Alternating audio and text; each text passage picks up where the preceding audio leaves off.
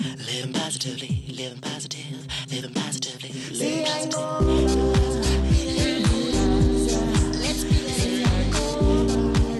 Sanibonani babukeli, siyanamkela kusenqoba Beat It. Lolu uhlelo noma ubani ophila negciwane lengculaza, abathandiweyo babo, imindeni, abangani, abasebenza nabo, ngisho phela nabasebenzi bezempilo. Namhlanje sizokhuluma ngokuhlukumezwa ngokobulili.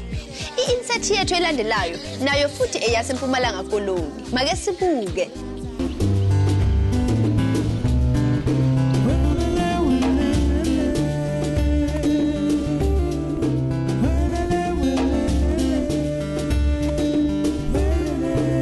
Siselusikisiki sithetha nomama uMandaba othe wahlala emtshatweni wakhe eabuswa ngumyeni wakhe iminyaka engama-37.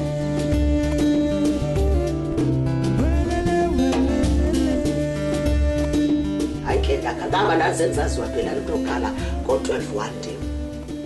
Ndavele ndavuka ndashiya umntwana lo ndaqale kanti ongena kwamakhelwane. Xa ndingena kwamakhelwane kubalela inyanga kuphuma utata wakhona. Xa ihlangabeza bezondlamlela phinde endlini fika biza unkosikazi yakhe aphuma amakhanyayo kuba umzala lo wakho akanxibanga phuma nengubo. Uqale nini ukuabuswa ngumyeni wakho? Uqale ukulibetha ngo-1971. Okona ndehlulekile ndabona uba ngeke kubhetele ndithathe imithwalo yam noko ndibe ndihlale ucala naye ngo-2000 uba ndiphume geqe kwaye. Yintoni eyakwenza uba ungayi uyoripota emapoliseni le mpilo wawuyiphila? Ukuze ndingayi emapoliseni ngelaa xesha lakudala, ngelaa xesha lethu sasingenalwazi lwamapolisa njengala maxesha namhlanje. Umcimbi woba inkosikazi xa ibethwa nguyeni wawuthetha nabantu bomsi, uxelela abantu bomsakho uba ndihleli nentlalo ingekho futhi enye indawo zodlulela kwaphandle uba ugoduke xa ngabe ubona uba umcimbi wakho awuchotshelwa apha emzimana. Hayi ke ndabakhulisa abantu abam ke ndabafundisa ngolo sisi bafika ko-8 abanye no-9 amakhwenkwe la atsho ukuthi abona uba ubunzima bukho oobhasileyo bayembulelwa izihlangu neebhlukwe bayembulelwa. Wathi lo mntana ngeke mama xa ku-9 ngeke mandiyeke ukufunda ngoba kaloku yonke le nto iza kwenza izikulu fines incwadi kukunxiba azinxibi kakuhle zintsini esikolweni. Wayeka ke hlala lo ntlalo hayi ndahlala kunjalo ngoba ukuze ndonwabe emoyeni ndingene konzweni.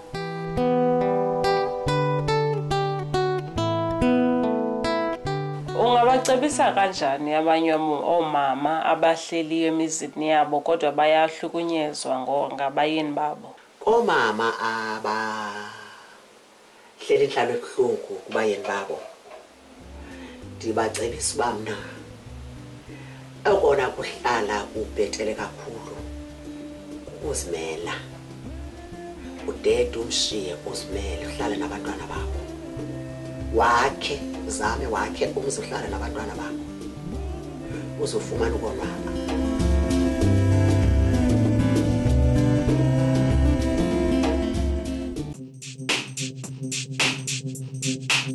Sinothando i-case kaMama Ndaba i-difficult kakhulu because yenzeke ngelaa xesha bekune-apartheid was with ilokunjana i-domestic act ilokunjana njengoba seyiphasisiwe yaphasiswa nini and yiphi records bekanayo under amalokunjana ama-provisions act leyo? I-Domestic Violence Act yaqala operator ngo-1998. uMama Ndaba into wayenoyenza omnye umama okula situation kaMama Ndaba osekuyo nangoku, it doesn't necessarily kufuneka bewutshatile, ungayoripota ne-boyfriend yakho ne-partner yakho kwamntu nje uabhuzayo ohlala naye endlini. Uya e-magistrate court apho uhlala khona, that is kwinkundla kaMantyi kule ndawo uhlala kuyo, and then into eyenzekayo unikwa i-interim order, that is i-order ezawukhusela uqala ngoku uya phaa kwaMantyi de uphinde unikwe idate yokuya ecourt.